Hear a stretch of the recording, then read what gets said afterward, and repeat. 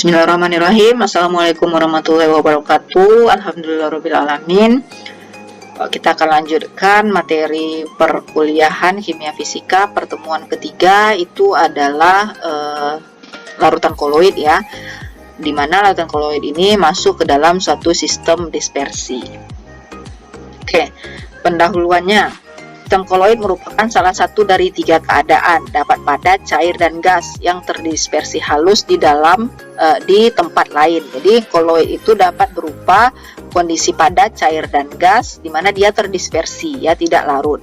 Mungkin istilah dispersi ini masih ingat pada saat pembelajaran suspensi. Nah, di suspensi itu juga ada koloid. Nah, nanti kita bisa lihat apa sebenarnya atau bagaimana bedanya dengan yang di suspensi. Koloid ini terdiri dari fase internal atau fase terdispersi dan fase eksternal atau cairan pendispersinya. Kedua fase ini serupa dengan istilah pelarut dan zat terlarut pada suatu larutan. Dispersi adalah penyebaran yang merata dari dua buah fase. Kedua fase tersebut adalah fase zat yang terdispersikan atau fase zat yang didispersikan atau yang terlarut, dikenal juga dengan istilah fase pendispersi atau fase dalam. Kebalikannya itu adalah fase pendispersi atau pelarutnya dikenal dengan istilah medium pendispersi atau fase luar ya. Jenis sistem dispersi itu ada tiga, yaitu larutan sejati, suspensi, dan koloid. Nah, bisa dilihat di sini yang paling atas atau kelompok pertamanya itu larutan sejati, kemudian suspensi, dan yang terakhir adalah koloid. Berarti dibanding dengan suspensi, koloid ini tentu akan lebih kalau dari konsistensi tentu akan lebih kental jadinya ya, kalau yang di cairan. Oke, perbedaan larutan koloid dan suspensi. Bentuk campurannya larutan homogen itu kalau kita buat sirup, kemudian koloid tampak homogen itu adalah kalau di susu ya, ini seperti emulsi. Kemudian suspensi heterogen itu adalah kopi ya, heterogen. Memang misah dia ya, kalau ini lebih spesifiknya ke kopi tubruk ya atau kopi hitam yang masih ada ampasnya di ujungnya atau di akhir dari gelas, di bagian wadah gelasnya itu tadi. Nah, ini dia perbedaannya. Homogen sistem satu fase, larutan koloid itu tampak seperti satu fase tetapi tidak. Kemudian yang suspensi itu memang jelas-jelas dia adalah yang heterogen ya. Langsung bisa kelihatan jelas ada yang padat dan ada yang cairnya. Karakteristik koloid.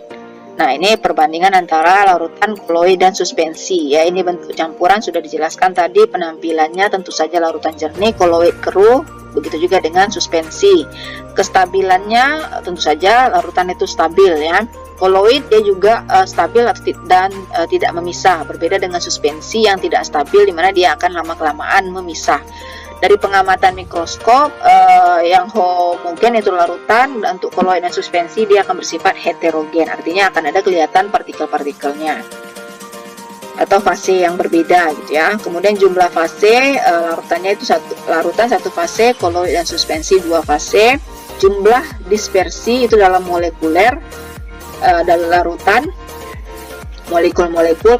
Kalau koloid padatan halus, suspensi padatan kasar. Penyaringan larutan yang tidak dapat disaring karena dia murni sudah larut. Koloid tidak dapat disaring dengan kertas saring biasa kecuali dengan kertas saring ultra ya, karena dia itu antara larutan dan suspensi. Tapi kalau suspensi itu sudah pasti bisa disaring. Nah, ini untuk ukuran partikelnya kecil dari 10 pangkat minus 7 cm atau kecil dari 1 nanometer. Kalau koloid 1 nano sampai 100 nano, kalau suspensi dia itu di atas 100 nanometer. Ya, ini untuk perbedaan dari karakteristik ketiga fase tadi. Lanjut kita ke pengelompokan sistem koloid. Nah, tadi sistem koloid itu dapat berbentuk padat, gas, dan cair. Itu berlaku pada zat yang terdispersi dan mediumnya. Kalau dia campuran padat-padat itu disebut dengan sol padat ya. Kemudian kalau dia cair dalam padat, jadi dari atas ya, padat-padat, solusi padat, cair padat, emulsi padat, gas padat, busa padat. Itu juga dengan yang selanjutnya. Oke, kita akan lihat contohnya ya. Ini untuk gas cair ya, itu akan membentuk aerosol ya, atau untuk obat asma ya, seperti Ventolin itu. Gas padat juga, nah aerosol juga ada yang gas gas yang terdispersi, padat yang terdispersi di dalam gas ya. Ini medium pendispersi, yang ini adalah fase yang terdispersi. Ini artinya adalah fase internal, internalnya ya, yang terdispersi dalam fase eksternalnya. Ya, ini masing-masing contohnya.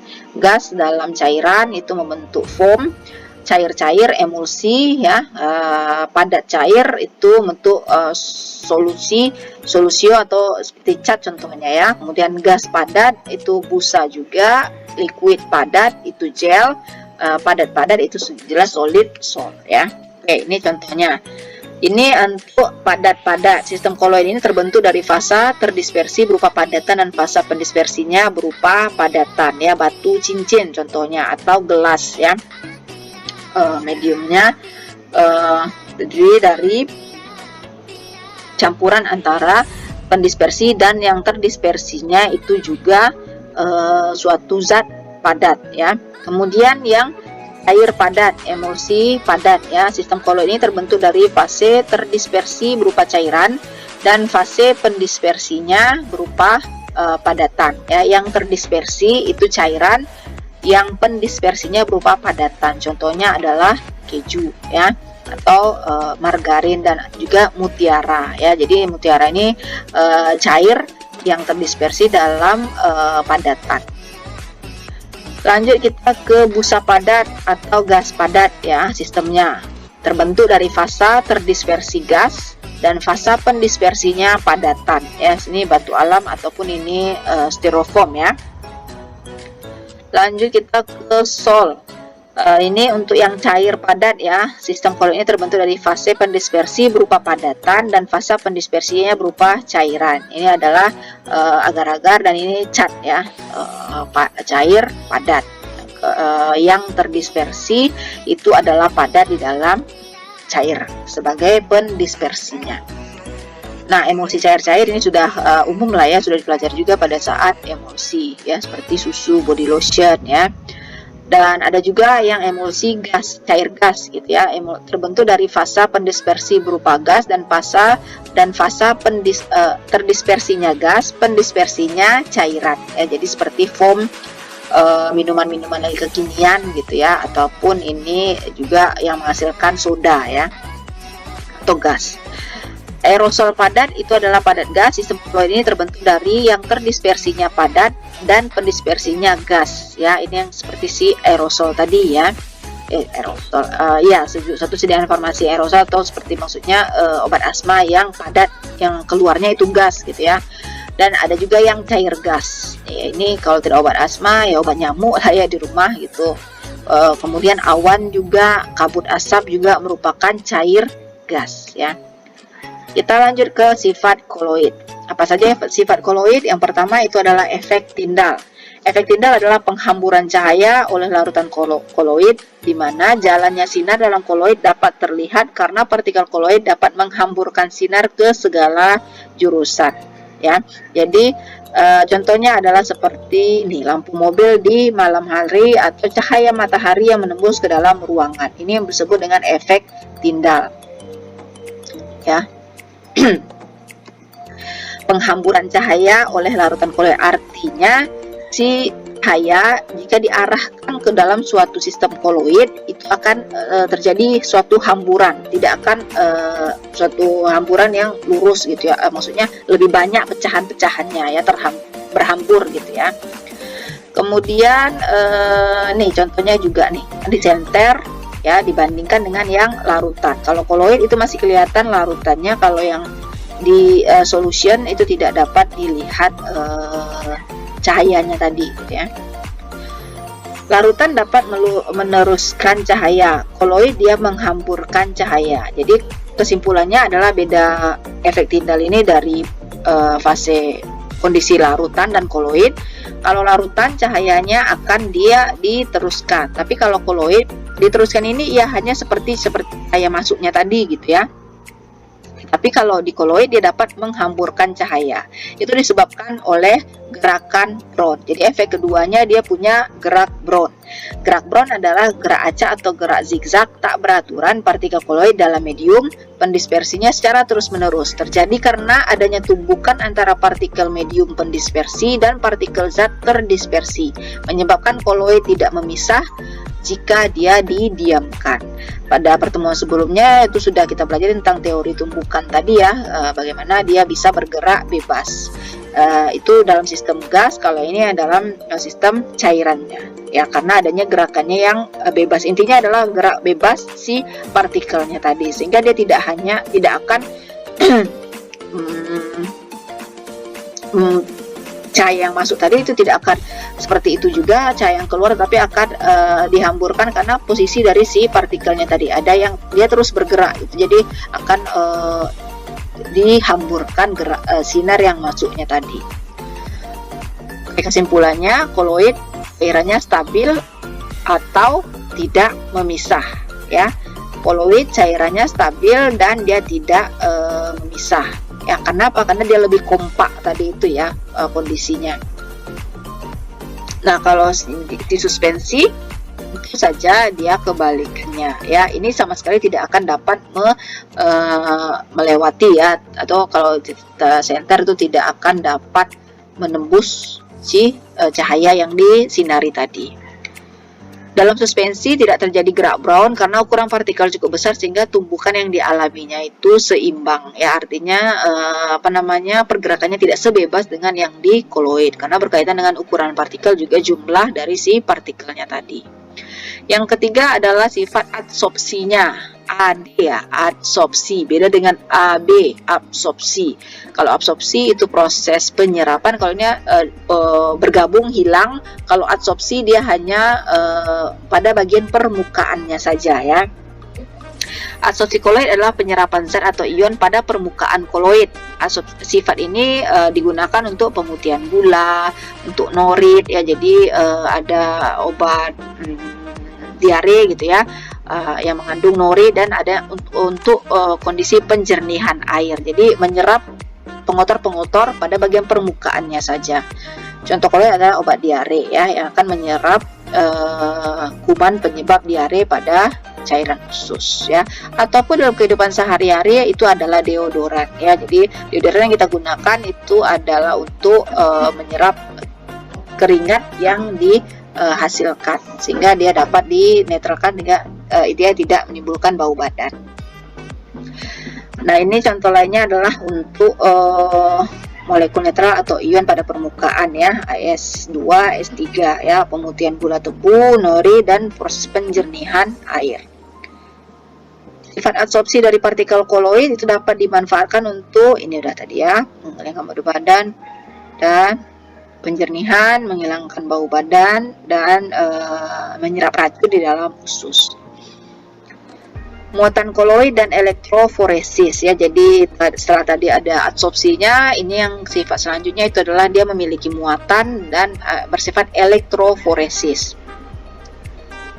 Muatan koloid ditentukan oleh muatan ion yang terserap permukaan koloid. Elektroforesis adalah gerakan partikel koloid karena pengaruh medan listrik. Partikel koloid mempunyai kemampuan menyerap ion atau muatan listrik pada permukaannya. Oleh karena itu, partikel koloid menjadi bermuatan listrik. Karena partikel koloid mempunyai muatan, maka dapat bergerak dalam medan listrik, di mana dia akan menghasilkan energi gitu ya, listrik. Koloid yang bermuatan positif bergerak ke elektroda negatif, begitu juga kebalikannya, yang bermuatan negatif akan bergerak ke elektroda positif. Jika ke dalam koloid dimasukkan arus searah melalui elektroda, maka koloid bermuatan positif akan bergerak menuju elektroda negatif, dan sesampai di elektroda negatif akan terjadi penetralan muatan dan koloid akan menggumpal atau terjadi koagulasi ya, netral dia, positif tambah negatifnya tadi ya. Manfaatnya untuk menentukan muatan partikel koloid untuk memproduksi barang industri dan karet ya, seperti contoh-contoh dari sistem koloid tadi gitu ya, padat gas, padat-padat, gas padat gitu ya. Mengurangi pencemaran udara dengan pengendapan elektrostatika ya, bisa juga untuk mengurangi pencemaran udara. Oke, nah ini lanjutkan ke koagulasi koloid, yaitu terjadinya tadi karena adanya arus listriknya tadi gitu ya, akan terjadi koagulasi. Koagulasi adalah penggumpalan partikel koloid karena elektrolit yang muatannya berlawanan menyebabkan rusaknya stabilitas sistem. Contohnya kotoran pada air yang digumpalkan oleh tawa sehingga air menjadi jernih. Nah, yang menggumpal itu adalah ya seperti tadi, untuk pembersihan itu zat-zat pengotornya akan terjadi penggumpalan sehingga air itu akan lebih jernih. Atau karena si pengotor-pengotornya sudah saling bergabung, dia melekat sehingga akan lebih mudah dibuang. Koagulasi ini disebabkan oleh pemanasan atau pendinginan, penambahan elektrolit, penggabungan koloid yang berbeda muatan, dan yang keempat proses elektroforesis tadi ya. Koagulasi dalam kehidupan sehari-hari misalnya adalah proses peleburan telur ya. Jadi yang pada awalnya cair ya, telur itu saat direbus itu akan memadat. Pembuatan yogurt juga akan cair dari padat ya, tahu juga seperti itu, lateks atau karet juga, penjernihan air sungai, pembentukan delta, dan pengolahan asap atau debu. Koloid ini juga ada yang bersifat sebagai koloid pelindung. Suatu koloid yang ditambahkan pada koloid lain agar diperoleh koloid yang stabil, tapi tidak menyebabkan koagulasi karena melapisi partikel koloid sehingga melindungi muatan koloid. Contohnya sini adalah sabun sebagai pengemulsi air dan minyak. Ya, jadi ibaratnya ini sebagai penjembatan atau emulgatornya lah ya, koloid pelindungnya tadi. Yang sifat selanjutnya itu adalah dialisis. Mungkin ada yang sudah familiar dengan istilah dialisis ya. Umumnya itu adalah ini kegiatan cuci darah ya. Nah, ini ternyata merupakan suatu sistem koloid. Pada pembentukan koloid seringkali terdapat ion-ion yang dapat mengganggu kestabilan koloid tersebut. Ion pengganggu dapat dihilangkan dengan satu proses yang disebut dengan dialisis ya, mengganti darah kotor kita dengan darah yang baru. Itu proses untuk cuci darah ya. Dalam proses ini sistem koloid dimasukkan ke dalam kantong koloid, lalu kantong koloid itu dimasukkan ke dalam bejana yang berisi air mengalir. Kantong koloid terbuat dari selaput semi-permeabel, yaitu selaput yang dapat melewatkan partikel kecil seperti ion-ion atau molekul sederhana, tetapi menahan koloid. Dengan demikian, ion keluar dari kantong dan hanyut bersama dengan air. Jadi seperti ini ya.